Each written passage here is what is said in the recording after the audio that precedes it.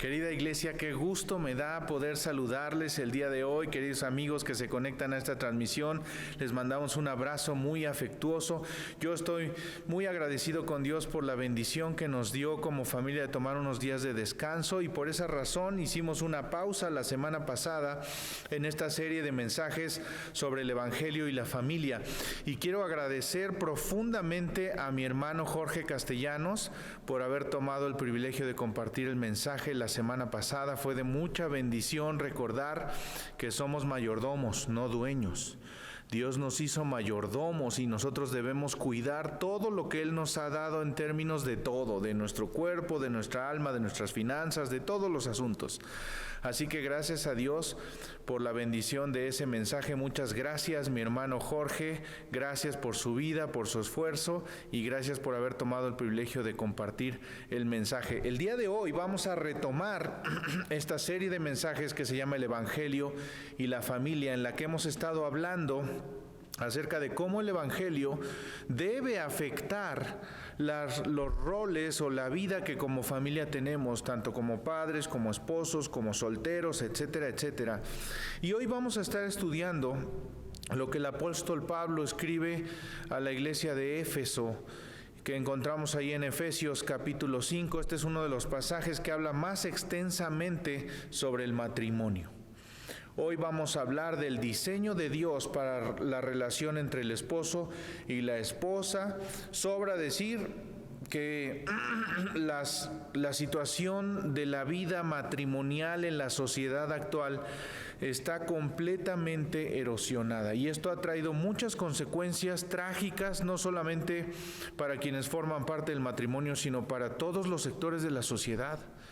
Si pensamos que el matrimonio es la base de la sociedad y el matrimonio está descompuesto y está echado a perder y está dañado y está lastimado, obviamente eso va a afectar a todos los ámbitos de la sociedad.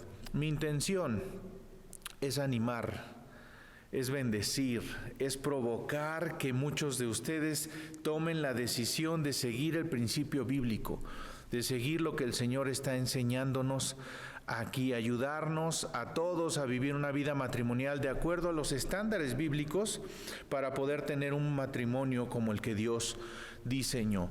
Y para decirlo sin rodeos y para decirlo así directamente, estoy convencido de que en la iglesia hemos ignorado estas instrucciones del Señor. Y es triste ver que las estadísticas de los divorcios entre las personas que no son creyentes con respecto a quienes sí son creyentes están casi equiparados. Probablemente muchos de los que nos están viendo en este momento, que además son parte de esta iglesia o de una iglesia, han tenido la terrible experiencia de enfrentarse al divorcio.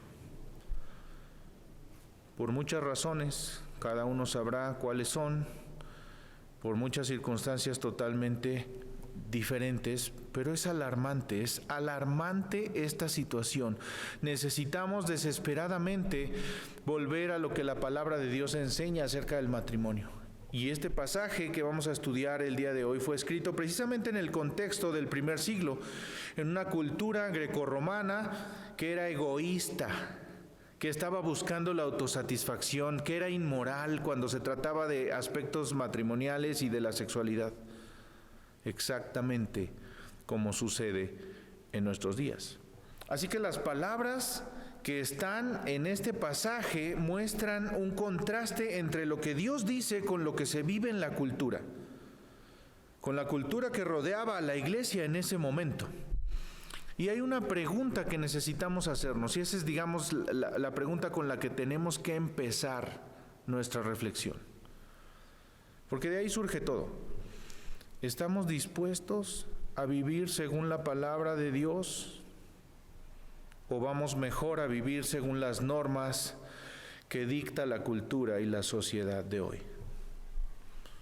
Es una pregunta que tienes que hacerte y responder antes de entrar en esto, porque eso es lo que va a determinar la forma de acercarte a la palabra del Señor en este momento. Eso es lo que va a determinar si tú dices, bueno, voy a ver qué es lo que Dios quiere enseñarme para poder mejorar, para poder trabajar en mi vida matrimonial, o puedes acercarte con la perspectiva de decir, ¿Y qué podría enseñarme la Biblia o Dios respecto de mi vida matrimonial? Así que yo quiero animarles a pensar muy detenidamente en esta pregunta para poder entrar en materia, porque la forma como entendemos el matrimonio va a tener un efecto directo en cómo estamos involucrados o no involucrados en la gran comisión que el Señor le dio a la iglesia el día de hoy. Y antes de entrar en el pasaje que vamos a estar estudiando, quiero decirte, porque a lo mejor habrá entre nosotros algunos cuantos que no están casados en este momento y estarán pensando, bueno, este mensaje no es para mí.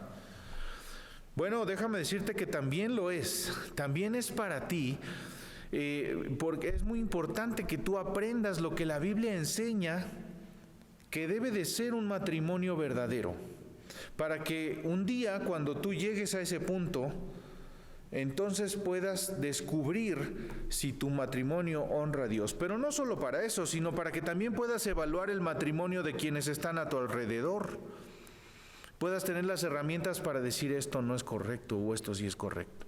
Así que este mensaje es palabra del Señor para todos nosotros, sea que estemos casados o que no lo estemos. Quiero invitarles a abrir su Biblia ahí en Efesios capítulo 5, Efesios 5 versos 22 al 33, Efesios capítulo 5, vamos a leer desde el 21 al 33 y dice de la siguiente manera, acompáñenme a leer, ustedes lean ahí donde ustedes están. Es más, sométanse unos a otros por reverencia a Cristo. Para las esposas, eso significa sométanse cada una a su marido como al Señor. Porque el marido es la cabeza de su esposa, como Cristo es cabeza de la iglesia. Él es el Salvador de su cuerpo, que es la iglesia. Así como la iglesia se somete a Cristo, de igual manera, la esposa debe someterse en todo a su marido. Para los maridos, eso significa, ame cada uno a su esposa tal como Cristo amó a la iglesia. Él entregó su vida por ella, a fin de hacerla santa y limpia al lavarla mediante la purificación de la palabra de Dios. Lo hizo para presentársela a sí mismo como una iglesia gloriosa, sin mancha ni arruga ni ningún otro defecto. Será en cambio santa e intachable. De la misma manera, el marido debe amar a su esposa como ama su propio cuerpo, pues un hombre que ama a su esposa en realidad demuestra que se ama a sí mismo. Nadie odia su propio cuerpo, sino que lo alimenta y lo cuida, tal como Cristo lo hace por la iglesia. Y nosotros somos miembros de su cuerpo. Como dicen las Escrituras, el hombre deja a su padre y a su madre y se une a su esposa, y los dos se convierten en uno solo. Eso es un gran misterio, pero ilustra la manera en que Cristo y la iglesia son uno. Por eso les repito, cada hombre debe amar a su esposa como se ama a sí mismo, y la esposa debe respetar a su marido.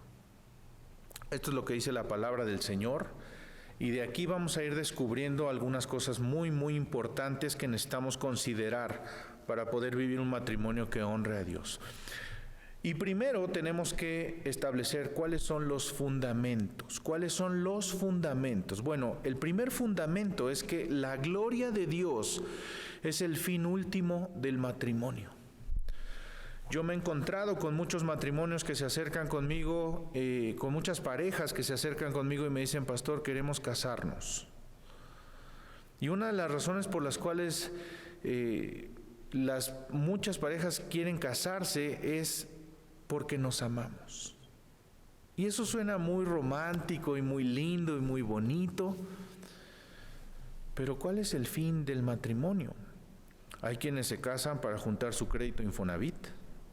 Hay quienes se casan para poder tener hijos. Hay quienes se casan para poder ser felices. Hay quienes se casan porque eso es lo que se espera de ellos. Sus familias les han dicho que lo que se espera de ellos es que se casen. ¿Cuál es el propósito? ¿Cuál es el fin último del matrimonio? Bueno, todo Efesios gira en torno a la gloria de Dios, específicamente la gloria de Dios en Cristo Jesús. Y observa lo que dice el verso 22. Para las esposas, eso significa: sométase cada uno a su marido como al Señor. Entonces está hablando de la sumisión al Señor. Verso 25, para los maridos eso significa: ame cada uno a su esposa tal como Cristo. ¿Ven cómo hace referencia a Jesús? Hace referencia a Cristo, a la sumisión al Señor y al amor como Cristo. Entonces, la gloria de Dios impregna todo este pasaje. Todo viene de nuevo a Cristo. Todo vuelve a la visualización de la gloria de Dios. Es decir, mi matrimonio debe de provocar que Dios reciba gloria y honra. ¿Cómo lo hago? Imitando a Cristo, obedeciendo a Cristo, y ese es el modelo a seguir. Haciendo lo que hacemos en el matrimonio, lo hacemos como para el Señor, como para darle gloria a Dios. Entonces, la gloria de Dios es el último objetivo. Necesitamos entender que el matrimonio existe más para Dios que para ti o para mí. A veces pensamos que el matrimonio tiene el propósito de hacernos felices, pero no. Somos felices cuando cumplimos el verdadero propósito por el cual Dios nos ha unido como matrimonio. Pero el matrimonio existe más para Dios que para ti. Si tú vas a cualquier librería cristiana, vas a encontrar una sección completa sobre el matrimonio y la familia. Cantidad de libros. Hoy hay más libros, más seminarios, más conferencias, más retiros que nunca antes en la historia del cristianismo. Todos esos materiales y recursos hablan de cómo tener un mejor matrimonio. Lo interesante o lo trágico del asunto es que aunque hay tantos recursos y tantos materiales disponibles, la tasa de divorcios sigue aumentando. La tasa de matrimonios sigue disminuyendo. ¿Lo ves? ¿Por qué? Porque la imagen del matrimonio en la iglesia se sigue devaluando, porque hay algo que está mal a pesar de la cantidad de recursos que tenemos a nuestra mano. Hay algo que no está funcionando de forma correcta, porque tenemos un entendimiento hacia otro lugar equivocado de la vida matrimonial. ¿Y qué significa esto? Que estamos buscando la manera de ser felices, de cumplir nuestros objetivos de vida. Hemos visto el matrimonio como una herramienta fabulosa para lograr conseguir aquello que me haga feliz, que me haga sentirme completo, realizado, pleno. No digo que eso no pase en el matrimonio, por supuesto que debería de pasar, pero ese no es el propósito principal, ese no es el fin último.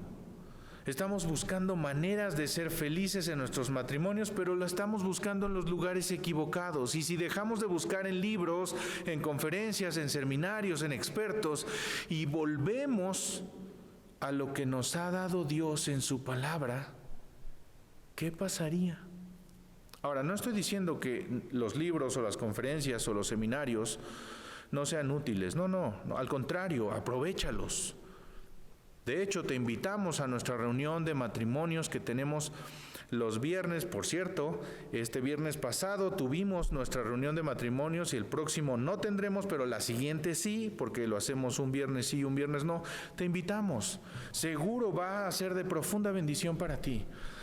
Aprovecha esos recursos, pero no olvides que lo que de verdad transforma el corazón y la vida de las personas es el Evangelio de Jesucristo, es la palabra de Dios.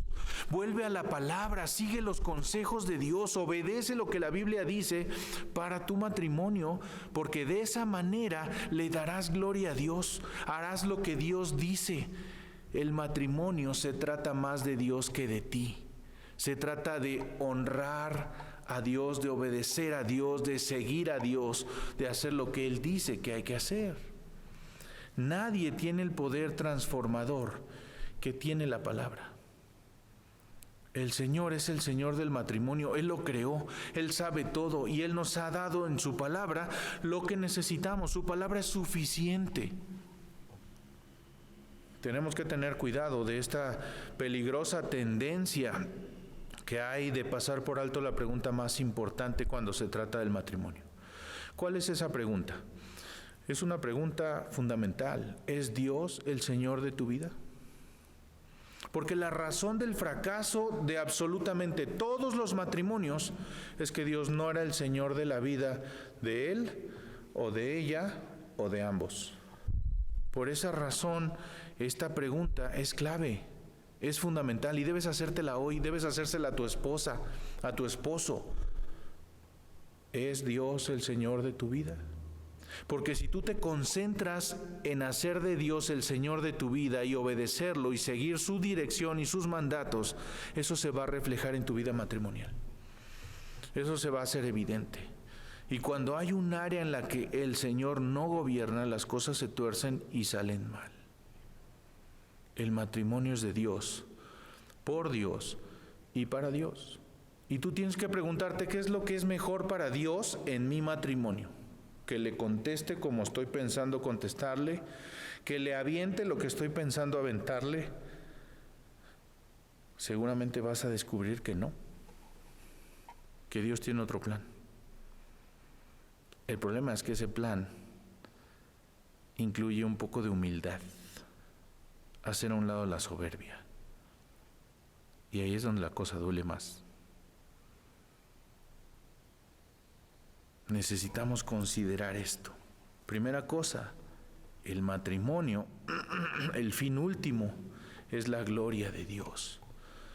El matrimonio es más sobre Dios que por ti. Pero segundo fundamento, la gracia de Dios es la última esperanza para el matrimonio. ¿Por qué decimos esto? Porque los recursos divinos están a tu disposición para que tú puedas experimentar la clase de matrimonio que Dios quiere que tú vivas. No porque te lo merezcas, no porque seas la gran persona, el gran hombre, la gran mujer, sino por la gracia de Dios. Esa es nuestra esperanza, que Dios nos trate con gracia para que a su vez nosotros podamos experimentar esa gracia en la relación matrimonial. ¿Cuál es el gran problema? En todo matrimonio no hay ni uno que se salve. El gran problema en todo matrimonio es el pecado. Cada marido y cada mujer que están viendo esta transmisión son pecadores irremediables. Perdóname que te lo diga así tan abruptamente. A lo mejor dijiste, caray, ¿qué le pasó a este pastor? Acomódate bien en tu asiento y escúchalo con claridad. Eres un pecador, eres una pecadora, y ese es el problema más grande en tu matrimonio. Tal vez esto es nuevo para muchos, pero no sé cuántos esposos en la luna de miel se acercaron a su esposa muy románticamente, con mucha ternura, la abrazaron y le dijeron al oído: soy un pecador irremediable y soy tuyo para toda la vida. Ninguno hicimos eso, ¿verdad? Yo tampoco, se los confieso. No lo hicimos, pero eso somos. Y eso es lo que trae conflicto, y eso es lo que trae problema y pleito. ¿Qué dice Romanos 3:9? Ahora bien, ¿llegamos a la conclusión de que los judíos somos mejores que los demás? Para nada. Tal como acabamos de demostrar, todos, sean judíos o gentiles, están bajo el poder del pecado. Como dicen las Escrituras, no hay ni un solo justo, ni siquiera uno. Y si seguimos leyendo, la cosa se pone difícil, ¿no? Porque dice el 11, nadie es realmente sabio, nadie busca a Dios. Todos se desviaron, todos se volvieron inútiles. No hay ni uno que haga lo bueno, ni uno solo, etcétera, etcétera, etcétera, etcétera. Versos 13, verso 14, 15, 16, 17 hasta el 19. Es decir, podemos leer todos los libros que haya disponibles, podemos consultar a los mejores expertos, a los que tengan 15 doctorados en relación matrimonial, pero hasta que no nos enfrentemos cara a cara con nuestro problema de pecado, que está además en el centro de nuestros corazones, vamos a seguir poniéndole curitas a las fracturas expuestas que necesitan una cirugía mayor. Y vamos a seguir enfrentándonos a una situación que no podemos resolver porque el pecado solo lo puede resolver Cristo. Por eso a quien tenemos que recurrir es a Él y decirle: Dios, transfórmame. Una frase que me ha retumbado en la cabeza en los últimos días es: Dios no quiere mejorarte. Él no quiere que tú seas un mejor marido. Él quiere que tú seas un marido nuevo. Dios no quiere mejorarte, Él no quiere que tú seas una esposa mejor, Él quiere que seas una esposa nueva, Él quiere transformar todo en ti, hacer de ti una nueva persona, y eso solo va a pasar en la medida en la que tú te rindas a Jesucristo. Por esa razón hay tantos problemas en los matrimonios. ¿Cuál es la solución principal para cualquier matrimonio? Jesucristo, el Salvador. Él es lo que necesitamos, Él es lo que puede transformar este corazón duro de piedra, pecaminoso, en una nueva criatura. Él es lo que puede hacer de mí el hombre que yo debo ser. Él es nuestro único recurso, Él es nuestro único remedio. El problema es que muchas veces hacemos a un lado de nuestra vida matrimonial a Jesús, a Dios. Pensamos, ¿qué tiene que ver con que este hombre deje los calcetines fuera de su lugar con el Evangelio? Bueno, tal vez no te das cuenta, pero cuando tú estás caminando con Cristo, tienes los recursos para enfrentarte a eso que pasa cada semana, sin problema, de una manera apropiada. Y no quiero decir que la manera apropiada es hacer como que nada pasó y hay que quede todo el muladar. No. Pero a lo mejor responder de una forma diferente. En tercer lugar, el tercer fundamento es que el Evangelio es la imagen definitiva en el matrimonio. ¿Por qué? Porque hay una correlación entre la relación de un esposo con la esposa y la relación de Cristo con su iglesia. Lo que Dios quería ejemplificar era la clase de amor que Dios tiene por su iglesia a través de la relación matrimonial. Lee verso 22, lee el verso 23, 24, 25 y está muy claro cómo lo dice allí. Para las esposas, sométase a su marido como al Señor. Para los esposos, ame a su esposa como Cristo amó a la iglesia. Como dicen las Escrituras, verso 31, el hombre deja a su padre y a su madre, se une a su esposa y los dos se convierten en uno solo. Y entonces el verso 32 dice: esto es un gran misterio, pero ilustra la manera en que Cristo y la iglesia son uno. Por eso repito que cada hombre debe amar a su esposa como se ama a sí mismo. Es decir, el diseño de Dios para el matrimonio es total y absolutamente intencional. Así lo planeó Dios. Dios quiso que nuestra relación matrimonial fuera el ejemplo vivo, la imagen que podamos darle a todos los que nos rodean de la clase de amor que Dios tiene por su iglesia. Dios ama a su iglesia incondicionalmente hasta el punto de haber dado la vida de su propio Hijo. Y en ese mismo sentido, los esposos deben amar a sus esposas. Las esposas son la imagen de la iglesia para el mundo. ¿Qué significa eso? Que la forma como tú te comportas le hace saber a todos a tu alrededor que así es como la iglesia se comporta, así es como la iglesia funciona. Y los esposos son la imagen de Cristo para el mundo. Tu matrimonio, cada uno de nuestros matrimonios es la imagen al mundo de la relación con Cristo y su iglesia. Esto quiere decir que uno no elige si quiero dar una imagen o no. Tu matrimonio, mi matrimonio, todos dan una imagen. El problema o la pregunta es, ¿qué imagen es la que estamos dando? La imagen de un Cristo que es infiel, que es un borracho, que es un desobligado, que es un irresponsable, o la imagen de un Cristo que es un Señor amoroso, fiel, bondadoso, responsable, cuidadoso, tierno. ¿Verdad que la cosa se pone difícil, varones? Eso es lo que Dios espera que tú le hagas saber al mundo a través de la forma como tratas a tu esposa. Y ustedes mujeres, lo que Dios espera es que el sometimiento sea la imagen que le hagan ver al mundo de la iglesia con su Señor. ¿Quieres saber cómo amar a tu esposa? Mira a Cristo. Él nos dice cómo hacerlo. De hecho, su vida entera es un ejemplo de cómo hacerlo, así que búscalo, síguelo, estúdialo, analízalo, vívelo. Y sé que algunos estarán pensando, bueno, eso es justo lo que no está pasando en mi vida en este momento. Bueno, probablemente no sea tu realidad actual en este momento. Sé que hay muchas circunstancias difíciles alrededor de muchos matrimonios. Sé que hay hombres y mujeres aquí que no han demostrado esta clase de imagen de matrimonio. Sé que hay muchas consideraciones alrededor de la vida matrimonial de las personas que no sabemos y que no tendríamos por qué saber. Pero también sé que la Biblia dice que la gracia de Dios cubre nuestro pasado. Mira tu pasado, mira tu vida a la luz de la gracia de Dios. Ahora, no solo se limita a cubrir nuestro pasado, sino que su gracia nos capacita para el presente. Y entonces eso nos da la oportunidad de vivir una vida que predique el Evangelio de verdad, que muestre a otros la clase de vida que Dios quiere que vivamos. ¿Cómo se hace eso? ¿Cómo se hace eso?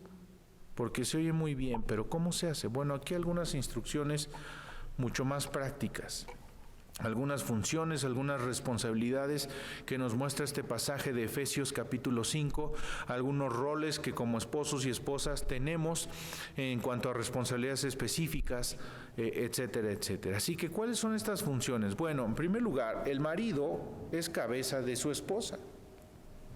Lo dice el pasaje, porque el marido, verso 23, es cabeza de su esposa como Cristo es cabeza de la iglesia, y quiero que subrayes allí como Cristo es cabeza de la iglesia. Es decir, esto no es un invento de los machistas cristianos, como se nos tacha ahora a algunos de nosotros. Esto es un asunto de Dios y del mismo Jesús poniendo el ejemplo y la muestra. Ahora, fíjense muy bien lo que dice. Aquí hay una muy breve lección de gramática, que esta va gratis de mi cuenta porque los amo mucho. Ahí les va. A veces confundimos los indicativos con los imperativos de la Escritura. ¿Qué son los indicativos? Los indicativos nos indican, valga la redundancia, cómo son las cosas. La silla es roja, mientras que los imperativos nos indican cómo deben ser las cosas. La silla debe estar en su lugar. ¿Lo ven? La diferencia entre indicativos e imperativos. Los imperativos son mandatos, cosas que debemos hacer. Y si ustedes observan bien este pasaje ahí en Efesios 5, no hay un imperativo en este pasaje para los maridos. Este no es un imperativo, este no es una orden, no es un mandato. No dice maridos deben ser cabeza de su esposa. No lo dice. Tampoco dice maridos sean cabezas de su esposa. No dice, es un indicativo. Dice cómo son las cosas. Es decir, en un matrimonio bíblico, así son las cosas, así son. El marido es cabeza de su esposa. Es la manera como Dios lo ha diseñado. ¿Y recuerdan lo que Dios dice allá en 1 Corintios 11:3? Dice ahí el pasaje, pero hay algo que quiero que sepan. La cabeza de todo hombre es Cristo. La cabeza de la mujer es el hombre y la cabeza de Cristo es Dios. Es decir, Cristo es la cabeza sobre todos nosotros. Hombres, mujeres y todos nosotros estamos bajo el señorío de Cristo. Ahora, este pasaje no dice que el esposo es infalible como Cristo, perfecto como Cristo, supremo como Cristo, de ninguna manera. Porque aquí no estamos hablando de inferioridad y superioridad. No estamos hablando de rebajar o de elevar. Estamos indicando que el matrimonio bíblico que Dios diseñó es ese en el que el hombre es la cabeza. Así es. Entonces analiza tu matrimonio y si descubres que en tu matrimonio el esposo no es la cabeza, entonces ojo, porque no estás viviendo un matrimonio bíblico. Cuando sientan algún conflicto en cuanto a esto, recuerden, Cristo también está bajo la autoridad y la sumisión del Padre. Y si Él puede estarlo, nosotros también. Ahora, la esposa, si el marido es la cabeza, la esposa es la ayuda de su marido y es otro indicativo. Así es. Así Dios lo diseñó en un matrimonio bíblico. El marido es la cabeza y la esposa es la ayuda. Vean el verso 20 de Génesis 2. Puso nombre a todos los animales domésticos, a todas las aves del cielo y a todos los animales salvajes, pero aún no había una ayuda ideal para él. Entonces el Señor Dios hizo que el hombre cayera en un profundo sueño. Mientras el hombre dormía, el Señor Dios le sacó una de sus costillas y cerró la abertura. Entonces el Señor Dios hizo de la costilla a una mujer y la presentó al hombre. Y cuando nos trasladamos a Efesios capítulo 5, verso 31, dice allí, como dicen las Escrituras, el hombre deja a su padre y a su madre y se une a su esposa y los dos se convierten en uno solo. Es decir, al hacer un análisis de todo lo que Dios había creado, se descubrió que no había una ayuda adecuada para Adán. Así que Dios crea a la mujer para ayudar a Adán.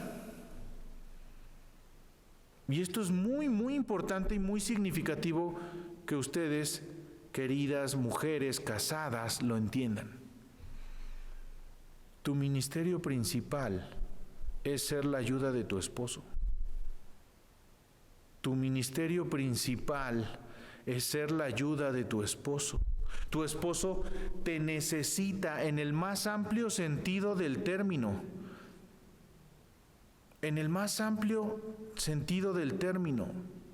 Te necesita para encontrar los calcetines y te necesita para sentirse respetado.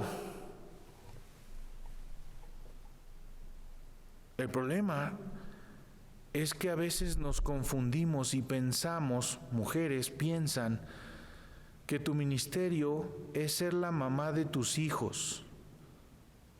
Pero tu ministerio no es ser la mamá de tus hijos. Tu ministerio principal, me refiero, no estoy queriendo decir abandónalos y déjalos a su suerte, pero sí estoy queriendo decir que tu ministerio principal es ser la ayuda de tu esposo. Tu ministerio no es ser la mamá de tus hijos, ni tampoco ser la gran ejecutiva que todos creen que debe ser. Y no estoy con esto queriendo decir que renuncies a tu trabajo y te quedes en tu casa. No. Si tienes la posibilidad de ser la gran ejecutiva, sélo, pero ese no es tu primer ministerio. Entiéndelo con claridad. No te confundas. Tampoco tu ministerio es atender a tus papás. Tu principal ministerio es ser la ayuda que tu esposo necesita. En Génesis 2 vemos algunas cosas muy interesantes. Dios diseñó esta imagen. No es un invento del ser humano. Está funcionando en armonía juntos. Cuando vemos esta imagen en Génesis 2, ¿qué pasa allí? Esta armonía funciona. Dios diseñó esta imagen que se trata de un hombre como cabeza, una mujer como ayuda, y unidos consuman su amor de una manera satisfactoria y plena. ¿Y qué pasa? Todo iba bien. ¿Hasta cuándo? Hasta que llegamos al capítulo 3. En Génesis 3, el pecado distorsiona la imagen. ¿A quién se acerca Dios primero? ¿Al hombre o a la mujer? Al hombre. Porque él era el responsable de la obediencia de la creación. La mujer también era responsable de su pecado, pero en última instancia la responsabilidad Dios la determinó, la estableció con el líder. ¿Y saben qué? Eva fue engañada, pero Adán no. Adán actuó con plena conciencia de lo que estaba haciendo. Y entonces Dios los confronta con su pecado. Verso 16 de Génesis 3. Luego le dijo a la mujer: haré más agudo el dolor de tu embarazo, y con dolor darás a luz y desearás controlar a tu marido, pero él gobernará sobre ti. Y entonces mucha gente piensa que este versículo se refiere a, bueno, pues todo esto del liderazgo y la sumisión es el resultado de la caída y es el resultado del pecado. Bueno, justo esto no es lo que está enseñando este pasaje. Obviamente el efecto del pecado en la relación con Dios fue terrible, pero también en su relación con otras personas, con los demás. Lo que vemos en Génesis 3 es un abuso del diseño de Dios. Es un torcer el diseño de Dios. Lo que en Génesis 2 era bueno, en el capítulo 3 se transforma en una terrible situación en la que hombres orgullosos dominan a sus esposas, y mujeres que rechazan y resisten el liderazgo del esposo en sus vidas. Y eso es lo que vemos todos los días en muchos matrimonios que conocemos. Hombres abusivos que sobrepasan su autoridad, y mujeres que no se someten y que no respetan a sus esposos. El machismo y el feminismo no son cosas nuevas. Han estado con nosotros desde Génesis 3 por causa del pecado, y son abusos del diseño de Dios para el matrimonio. Dios no quiere machistas ni tampoco feministas. Y quiero decirlo con todas sus letras para que lo entendamos claramente. Lo que Dios estableció fue un diseño con un balance perfecto que cumple el propósito perfecto de Dios, y cuando esto se tergiversa, se tuerce, se va a un extremo o al otro, las cosas salen mal, y lo estamos viendo. El diseño de Dios, que era bueno, fue distorsionado por el pecado, pero no fue el pecado quien lo diseñó, sino Dios, y lo hizo para tu bien. Probablemente te estarás preguntando, ¿cómo eso puede ser bueno de algún modo? Bueno, las responsabilidades van a ayudarnos mucho a darnos cuenta de lo bueno que es esto. Miren, responsabilidades de la mujer. ¿Qué dice la Escritura en estos pasajes en relación a este asunto del que estamos hablando? ¿Cuál es tu responsabilidad, mujer casada? Honra a Cristo a través de la sumisión a tu marido. Verso 22. Para las esposas eso significa: sométase cada uno a su marido como al Señor. Y este concepto en nuestra sociedad es el primero que puede ser objeto de abuso. Y yo espero que podamos cambiar esa forma de entender este concepto en este mensaje, porque el principal problema aquí es que todos los seres humanos vemos las cosas con los lentes de nuestras experiencias. Esas experiencias pueden ser buenas o pueden ser malas. Pueden incluir dolor o pueden incluir alegría. Y al ver todo con nuestros propios lentes, pues obviamente los vamos a ver con el tinte del lente que traemos puesto. Eso es lógico. ¿En qué sentido se usa este concepto en la palabra? Y vamos a notar que ese concepto es consistente en todo el Nuevo Testamento. Colosenses 3, Primera de Pedro 3, Tito 2, Efesios 5, todos dicen: las casadas estén sujetas a sus maridos. No es algo que se diga una sola vez en la Biblia por ahí perdido y de donde nos agarramos para forzar a las mujeres. No. Es un concepto que se desarrolla ampliamente en la Biblia. Por eso podemos decir que es bastante intencional. De hecho, la palabra que se usa en Efesios 5:21 es la misma que en su significado más profundo, en su sentido más profundo, significa ceder amorosamente el liderazgo a alguien más. Ahora, Efesios no está diciendo, y esto subráyalo, no está diciendo: mujeres, sométanse a los hombres. No, eso no dice Efesios. Porque a veces ese es uno de los planteamientos del feminismo actual, ¿no? Que la Biblia dice que las mujeres tienen que someterse a los hombres. No, eso no lo dice. Lo que dice Efesios es a tu esposo, solamente a tu esposo. Tampoco dice este pasaje: hombres, sometan a sus esposas. Tampoco lo dice. Son ellas quienes amorosa y voluntariamente se someterán. Tampoco dice, permite que anulen tu individualidad y deja que te pisoteen y hagan contigo lo que quieran. Tampoco dice eso el pasaje. En el diseño de Dios esto no cabe. Un hombre de Dios, un hombre de verdad, jamás haría algo como esto. Así que mucho ojo, varones, mucho cuidado con esto. En el diseño de Dios, un hombre de verdad jamás haría algo esto. Lo que Pablo sí dice es: confía en tu esposo, cédele amorosamente el liderazgo, confía en que Dios lo va a guiar para que Él pueda guiarte a ti y a tu familia. Del mismo modo que Cristo se subordinó a la autoridad y al liderazgo del Padre. Como podemos ver, esto no se trata de inferioridad, no se trata de desigualdad. Esta es una sumisión voluntaria, amorosa, en obediencia al mandato del Señor. Es una demostración de confianza, es una demostración de amor por Dios, y eso es bueno. Otra de las cosas, otra de las instrucciones que están dadas para las mujeres: respeta a tu marido. Verso 33. Por eso les repito, cada hombre debe amar a su esposa como se ama a sí mismo, y la esposa debe respetar a su marido. Justo en este momento estamos leyendo como matrimonios, trabajando, estudiando como matrimonios en el grupo de matrimonios, Matrimonios Estrella, por cierto, los invitamos.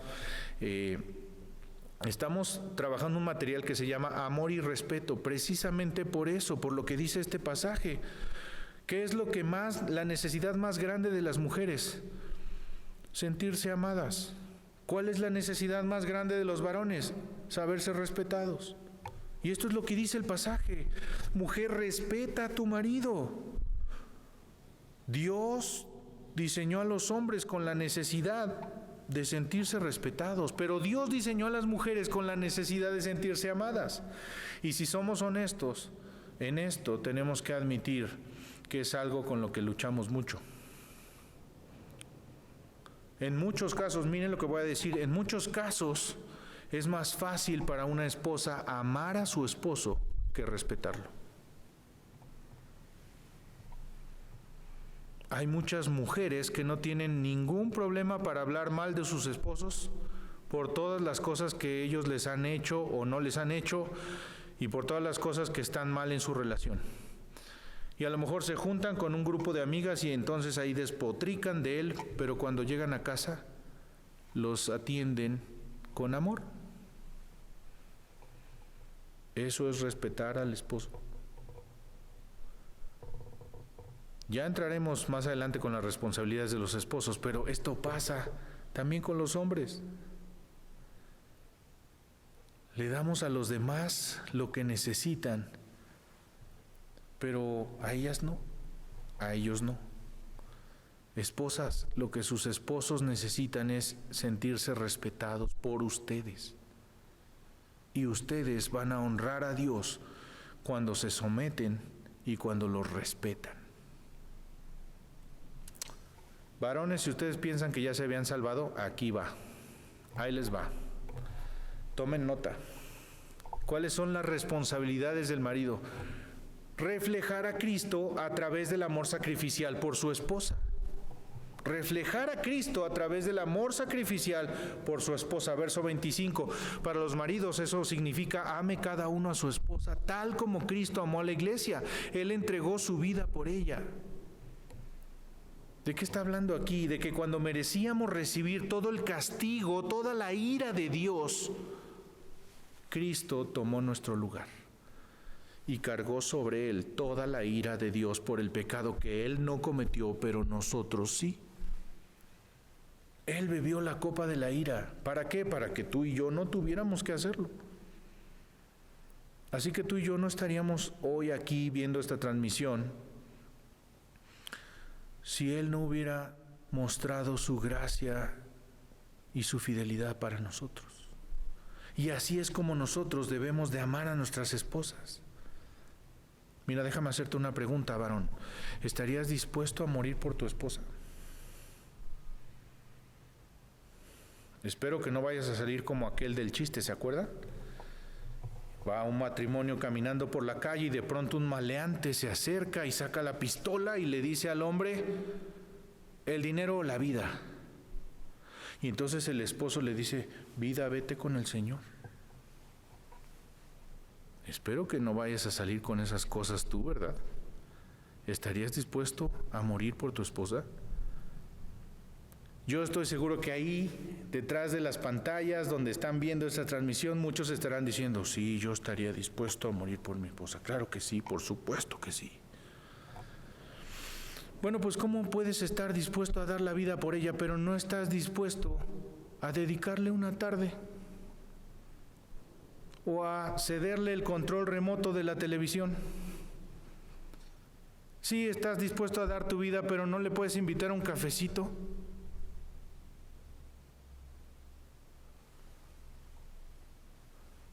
Sí, estás dispuesto a dar tu vida por ella, pero no le dices te amo nunca. Qué incongruente, ¿no?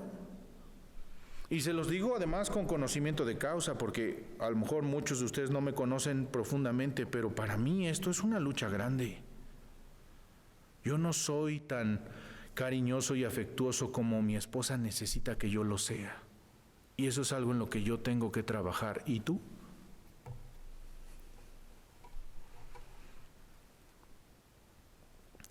El liderazgo que Dios nos ha dado, varones, no es una oportunidad para dominar, para anular, para someter, para sobajar, para lastimar a nuestras esposas, sino para modelar la clase de amor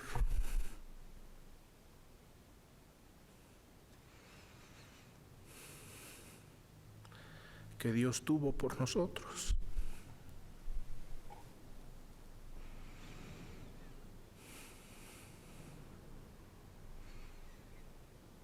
El liderazgo es una responsabilidad para que tú y yo amemos a nuestras esposas hasta la muerte. Morir cada día a nosotros mismos, sacrificarnos cada día a nosotros mismos. Contrario a lo que la cultura dice, porque la cultura en la que vivimos, la cultura machista en la que vivimos, dice, defiéndete, toma el control, ocúpate de ti mismo, haz lo que tú quieras, la vida se trata de ti, tú solo puedes. Y eso no es lo que dice la Biblia. La Escritura dice, muere a ti mismo, renuncia a ti mismo por tu esposa.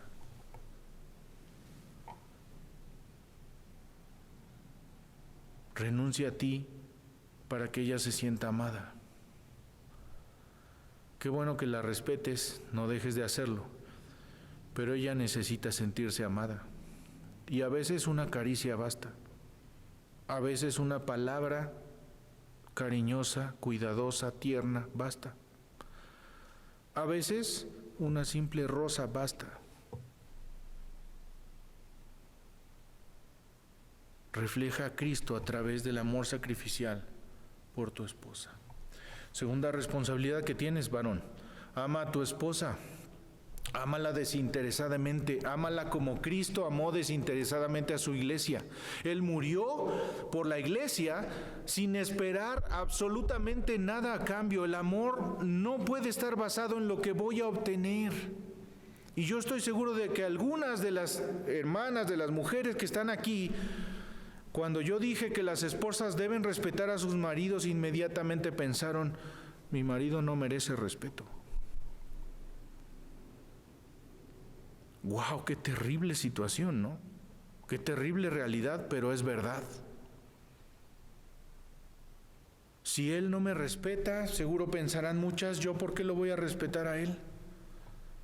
Y ten cuidado, porque eso es exactamente la filosofía de este mundo. Pero no es lo que hizo Cristo. A él lo escupieron, lo maltrataron, lo golpearon, lo mataron. ¿Quién de ustedes mujeres, quién de ustedes varones ha sufrido más que lo que sufrió Cristo? Ninguno. Y estando en la cruz, ¿qué dijo él? Padre, perdónalos porque no saben lo que hacen. exactamente igual para los esposos. Tu obediencia a la instrucción de Dios para ti no depende de lo que merezca o no tu esposa. El modelo para tu esposa, el modelo por el cual debes obedecer y amar a tu esposa no es ella, sino Cristo. Tú y yo no merecíamos su amor, sin embargo, lo recibimos no por nosotros, sino por cómo es Él, por quién es Él. Ámala desinteresadamente, pero ámala efectivamente. Y aquí es donde la cosa se pone más complicada. Verso 26, a fin de hacerla santa y limpia, al lavarla mediante la purificación de la palabra de Dios, lo hizo para presentársela a sí mismo como una iglesia gloriosa, sin mancha ni arruga ni ningún otro defecto, sino santa e intachable. Esto es lo que Cristo hace en su amor por la iglesia, presentarla encantadora, hermosa, limpia, pura. Eso es lo que Cristo hace por la iglesia. Obviamente hay una diferencia grande entre lo que nosotros hacemos como esposos y lo que Cristo hace, porque nosotros no somos Dios, no podemos transformar el corazón de ellas. Pero ¿qué es lo que sí podemos hacer? ¿Qué es lo que sí podemos hacer? Guiarlas, ayudarlas, impulsarlas a que ellas amen cada día más a Cristo, a que se sometan a Él de tal manera que sus vidas sean purificadas en santidad. Tratarlas de tal manera que el carácter de Cristo crezca en ellas, que tengan más fe, que dependan más de Dios, que el fruto del Espíritu sea evidente. Si lo único que tú haces, varón, es sacarlas de sus casillas, ¿cómo puedes esperar que el fruto del Espíritu se vea? Y no lo digo esto como concesión para ustedes mujeres, Ustedes deben mostrarlo, pase lo que pase, se porte él como se comporte. Pero la instrucción para los varones es: haz tú lo que a ti te toca para impulsarla en su crecimiento espiritual, para animarla. Ora con ella, ora por ella. Lean la palabra, estudien la Biblia, tomen un curso, hagan un plan de lectura juntos, busquen hacerse crecer espiritualmente los unos a los otros.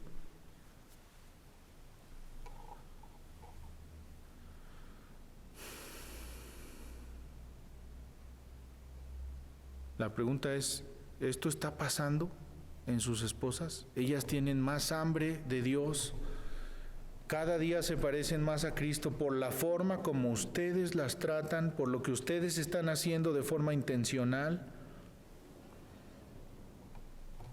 Y es una pregunta dura porque la realidad muchas veces es totalmente diferente y nuestra responsabilidad es muy grande. Porque un día, queridos varones, el Señor les va a llamar y les va a decir: a ver, ven, ¿qué hiciste con la esposa que te di? No, pues es que no quería ir a la iglesia. Ah, ¿y tú qué hiciste? No, pues yo la dejé ahí que haga lo que quiera. Pues no te puse por cabeza. No se trataba de que la obligaras y que la llevaras de la oreja, pero sí de que la impulsaras y le animaras. ¿Qué cuentas le vamos a dar a Dios? ¿Cómo hacemos para que nuestras esposas sean encantadoras, muestren el carácter de Cristo? ¿Cómo les ayudamos a hacerlas crecer en su hermosura de Cristo? No sometiéndolas, no dominándolas, no siendo patanes insufribles, sino amándolas sacrificialmente. Y esto tiene mucho sentido, porque una mujer, a ver, piensen esto, mujeres, ¿qué mujer no estaría dispuesta a someterse a un esposo que la ama así? Con ternura, con cuidado, sacrificialmente, que se preocupa por ella. Cualquier mujer estaría dispuesta. Pero ámala cuidadosamente. Verso 28, de la misma manera el marido debe amar a su esposa como ama su propio cuerpo, pues un hombre que ama a su esposa en realidad demuestra que se ama a sí mismo. Qué curioso esto, ¿no? ¿Verdad? Es casi como apelar a la naturaleza egoísta del hombre. A ver, ¿quién de ustedes conoce a un hombre que cuide su cuerpo? Y no me refiero a hacer ejercicio y a estar así muy fuerte, porque sí conozco hay algún doctor que me dice, toque aquí, toque aquí.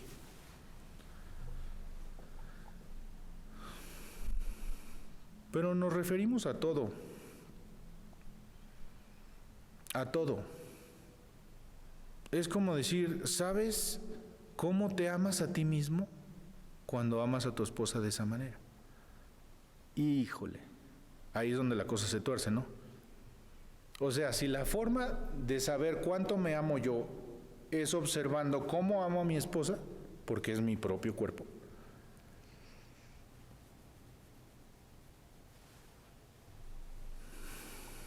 ¿qué tienes que hacer? Nútrela. Dale todo lo que necesita para estar satisfecha, en el más amplio sentido del término. Nútrela físicamente, nútrela emocionalmente, nútrela espiritualmente. Sé cariñoso con ella, cuídala, consuélala. La Biblia dice que los maridos no debemos de ser ásperos con ellas. ¿Y sabes por qué lo dice? Porque Dios sabe cómo somos. Más bien porque Dios sabe que así somos. Trátala de tal manera que ella y todos los que están alrededor puedan ver el especial y valioso tesoro que ella es para ti. Y ámala completamente. La idea principal de Génesis 2:24 es que el matrimonio no es la unión de dos mundos. Fíjate bien, porque a veces tenemos esa idea, vamos a unir dos mundos. No. Es el abandono de dos mundos con el fin de formar uno nuevo. ¿Conoces a alguien que tiene mamitis, que tiene papitis? Mucho ojo. ¿Conoces a alguien que pues se le hizo fácil, vamos a vivir en la casa de mi mamá o en la casa de mi papá? ¿Por qué crees que la Biblia dice, dejará el hombre a su padre y dejará el hombre a su madre y se unirá a su mujer para formar un nuevo mundo? Un nuevo mundo en el que ella es tu vida y él es tu vida. Y esto está a la altura justo del segundo mandamiento que dice, ama a tu prójimo como a ti mismo. Varones, ella es mucho más que tu prójimo. Ella eres tú mismo, una sola carne en unión. Ámala completamente y eso significa ámala hoy y ámala hasta el fin.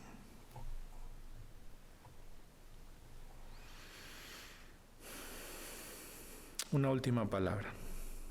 Esposas. Esposa. Decídete hoy a ser la esposa que Dios quiere que tú seas. No la que has venido siendo hasta hoy, sino la que Dios quiere que tú seas.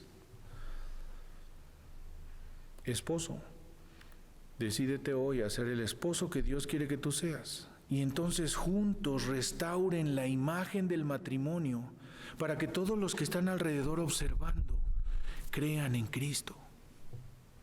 Para que todos los que están observando puedan ver el amor de Dios por su iglesia, por su pueblo, de una forma práctica y tangible. Y entonces digan, wow, yo quiero eso para mi vida.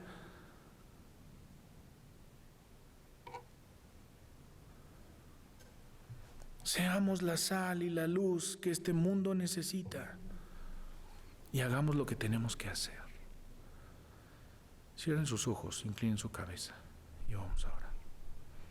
Padre, gracias te damos por la bendición que nos das de meditar en estos pasajes de la Biblia, de recordar que el Evangelio debe tener un efecto profundo en la vida matrimonial. Que cuando entendemos de qué se trata en el fondo el matrimonio, entonces podamos hacer los ajustes en nuestras propias vidas, haciendo de ti el Señor de cada uno de los dos, para que entonces vayamos hacia el futuro que tú tienes planeado para nosotros, no solamente por nuestro bien, sino principalmente para tu gloria, para que el mundo crea, para que el mundo te conozca. Padre, gracias por tu amor y bondad, pero ayúdanos, porque no es una tarea fácil. Ayúdanos, porque probablemente hemos sido víctimas de este mal concepto que la sociedad nos ha enseñado sobre el matrimonio. Y ayúdanos a enderezar nuestra vida de tal manera que podamos honrarte. Bendice a cada matrimonio que está viendo esta transmisión. Transfórmales, cámbiales, haz de ellos el hombre y la mujer que tú quieres que sean. Y ayúdalos juntos a poder cambiar el concepto que esta sociedad ha dado al matrimonio, un concepto equivocado, para poder vivir un matrimonio bíblico. Gracias, Padre, por tu amor, en el nombre poderoso de Cristo Jesús. Amén y amén. Que Dios les bendiga.